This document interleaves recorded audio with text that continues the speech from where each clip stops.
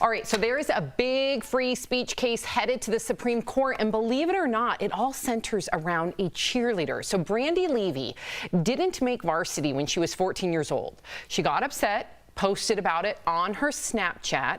The snap included a number of lewd gestures and comments, including her middle finger and a number of F words saying bleep school, bleep softball, bleep cheer, bleep everything. Her message posted outside of school grounds and also during the weekend got her in trouble with the team. They kicked her off the squad for a year, saying she violated the team's code of conduct. Her parents appealed, and now the case is headed to the Supreme Court. Here's what Brandy said about it recently on GMA.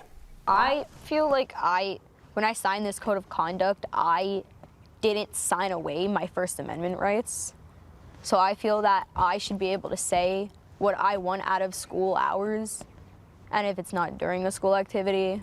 I was not directing towards any coaches. I didn't have the school's name in it. I didn't have coach's name or any teammates' names in it. So she's speaking to that code of conduct that at their school, you're not allowed to disparage any of your fellow cheerleaders. You're not allowed to disparage the coaches or the school. So there is, to her point, Al, there is a gray area here in the sense that she did not mention the specific notes that were mentioned in the contract that she signed.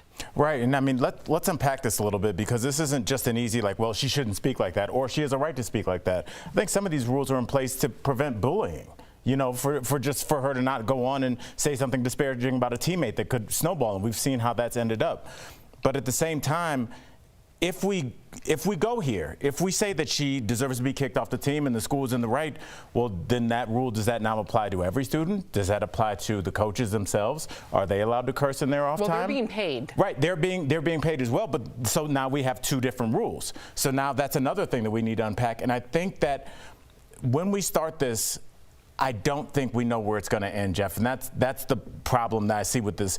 It wasn't like she was saying, I'm going to do something to the school, I'm going to do something to one of my coaches. That's a different situation. A student venting their frustrations that may not have the vocabulary to expound on their real feelings, I don't feel like it merited her being kicked off the team. I do. I think she should be kicked off. She signed a code of conduct. Conduct yourself in a certain way, or else you will face the repercussions. People do not want to face repercussions in 2021, right? They want to do whatever they want and say whatever they want to say.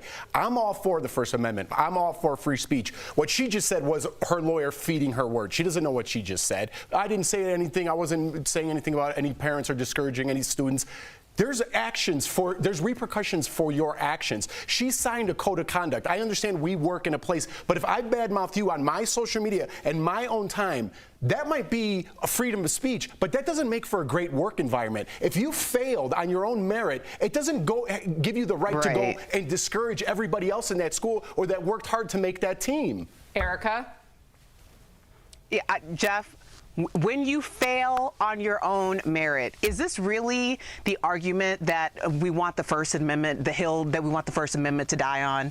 She wasn't good enough to make varsity, and she threw a temper tantrum. And of course, we all are entitled to our temper tantrums, but there are varying degrees. And if you do something that causes you to stick out and embarrass your team, because everybody knows that when you are on a team and someone does something outlandish, it reflects poorly on the rest of your group.